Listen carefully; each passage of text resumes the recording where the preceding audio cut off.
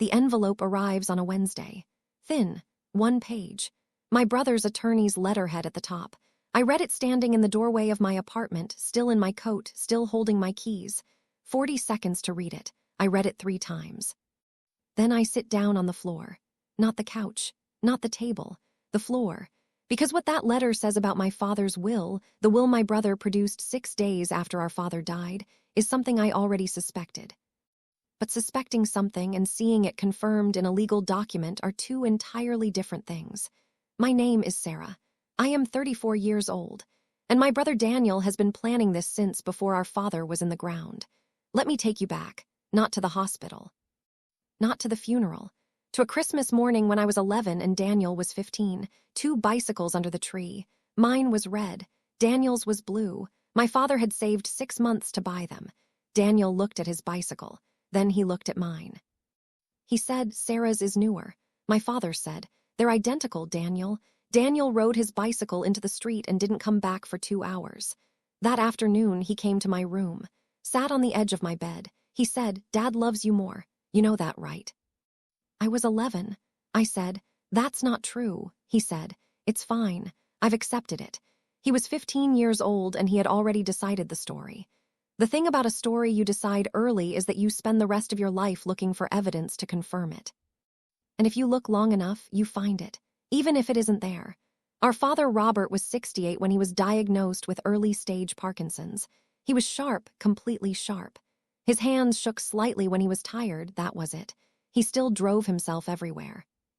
Still managed his own finances on a spreadsheet updated every Sunday morning. He had opinions about everything and was not shy about sharing them. He kept paper records of everything. Insurance documents back to 1985. Tax returns in folders labeled by year. He once kept a washing machine receipt for 17 years because, he said, "You never know." Meticulous. Careful. The last person on earth you'd expect to be taken advantage of, which is exactly why Daniel chose to do it the way he did. My brother had moved back to our hometown after his divorce, closer to Dad. He told everyone it was to help as Dad got older. I thought it was because he was lonely. I was wrong. My father's estate was worth approximately $740,000. The house, a brokerage account he'd been contributing to since 1994, and savings. He had never touched the investments. They were for us. He said it my entire life. Equal split. Half for Daniel, half for me. He said it at dinner, at Christmas, in passing, so consistently it never occurred to me to question it. My father died on a Thursday morning in October. He had fallen the previous Sunday. A bad fall, hit his head on the kitchen counter, taken by ambulance. For 4 days, Daniel and I were at the hospital taking shifts, barely speaking, suspended in the particular helplessness of watching a parent's life be managed by machines. What I didn't know, what I found out much later through legal discovery, is that while I was in that hospital, Daniel was in the parking garage making phone calls to a firm called Hartwell and Associates in Columbus, 75 miles away. A firm my father had never used. The funeral was Tuesday. Afterward, Daniel sat with me at the kitchen table, my father's kitchen table, where he'd eaten breakfast for 35 years, and said, "Dad had a will. I already have it. Let's meet with Gerald tomorrow."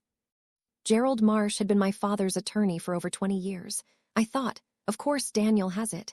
He's the older one, he's been nearby. I thought nothing of it. I was wrong to think nothing of it. Gerald's office. Wednesday afternoon. Daniel slides the envelope across the table. Gerald opens it, reads it. The will is dated 14 months prior. It leaves the house, the brokerage account, the savings, everything to Daniel. To me, it leaves my father's watch and my grandmother's ring. I sit very still. I say, "Can you read that again?" Gerald reads it again. I look at Daniel. He is looking at his hands. I say, "He told me my entire life it would be equal." Daniel says, "People change their minds. He was sick. He had time to think." I say, "Gerald, did you prepare this will?" Gerald says, "I did not." I say, "Who did?" He says, "A firm called Hartwell and Associates, in Columbus." I had never heard of Hartwell and Associates. I drove home, sat in my car for 40 minutes. Then I called my best friend Priya. Priya has been my closest friend since university. She's a paralegal, not an attorney. She is always careful to say that, but someone who understands how legal processes work better than most. I told her everything.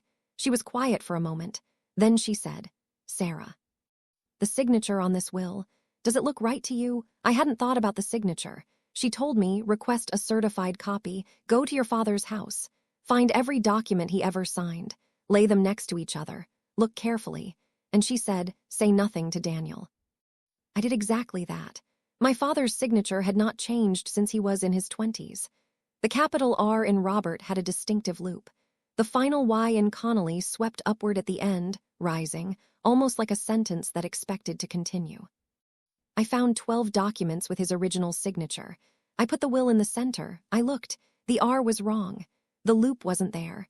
The final Y settled flat, barely visible, not the kind of difference that catches an untrained eye.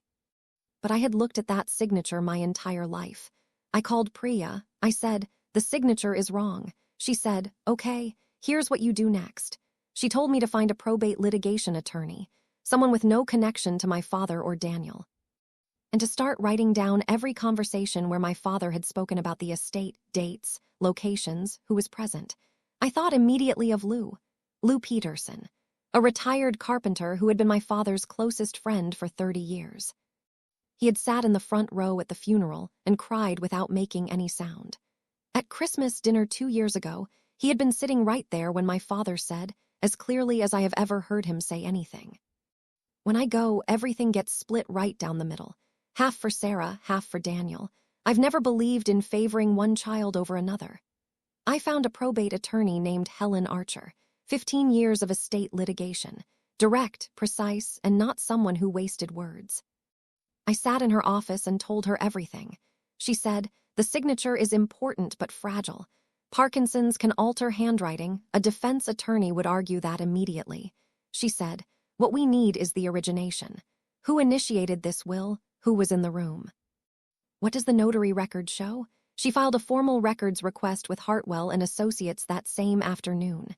3 weeks passed. During those 3 weeks, Daniel called me twice. Confident, the voice of a man whose plan was proceeding on schedule. I said, "I'm sure you're right." I texted Priya, "He has no idea." She replied, "Keep it that way." The records from Hartwell arrived on a Friday. Helen called me immediately. She said, "Sarah, are you sitting down?"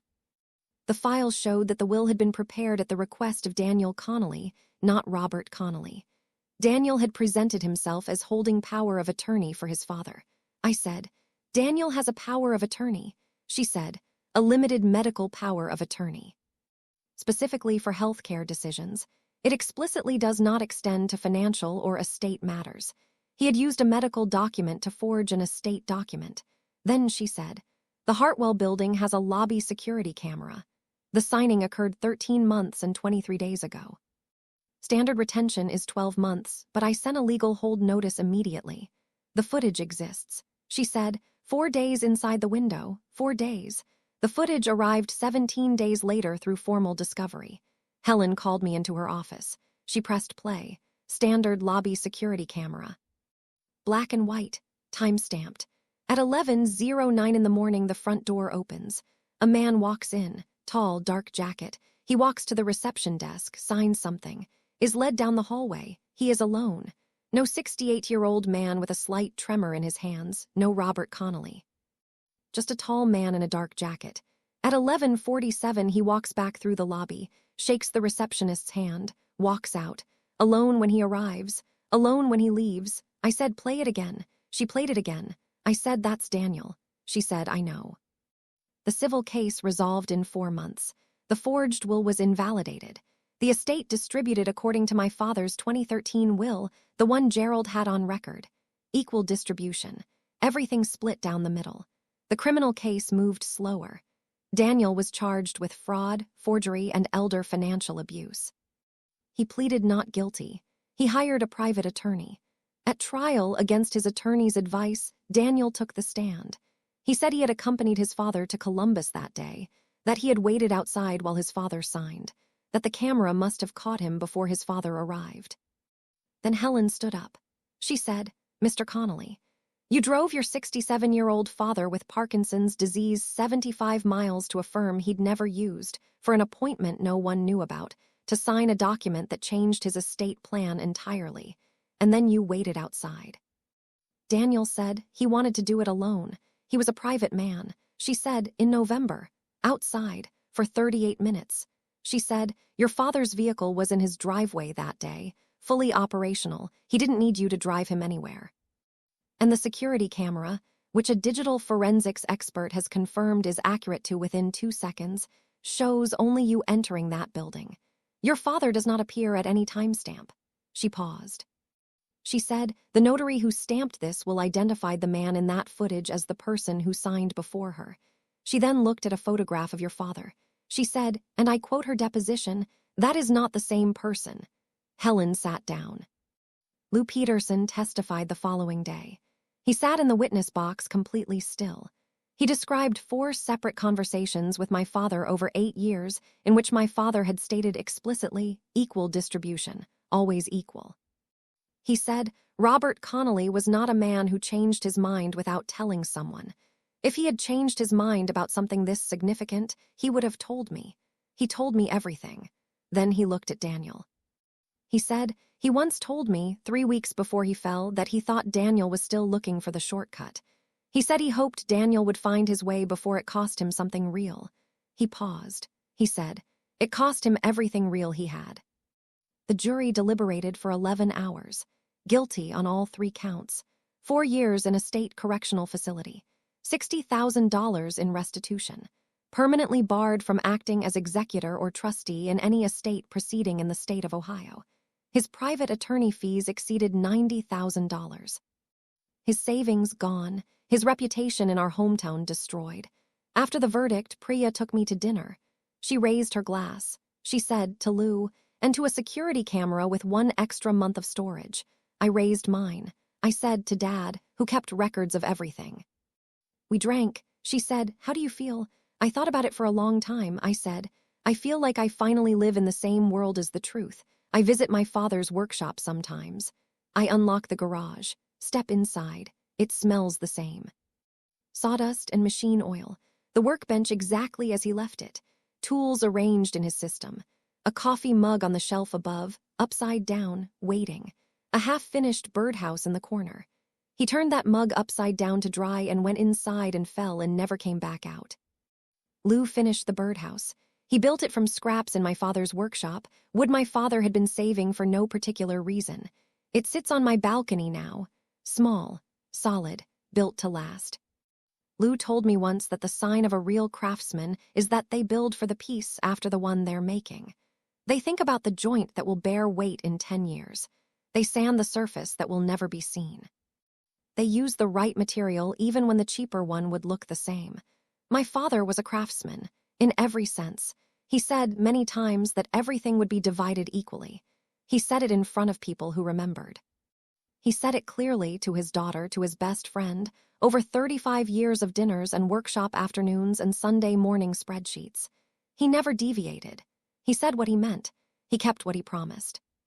And when someone tried to erase that, when someone tried to rewrite it while he was lying in a hospital and couldn't speak for himself, a security camera kept 13 months instead of 12.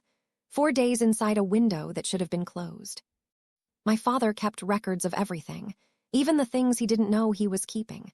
Some people think they can rewrite history in an empty building when no one is watching. They forget that history is not stored in one place. It lives in the people who were there.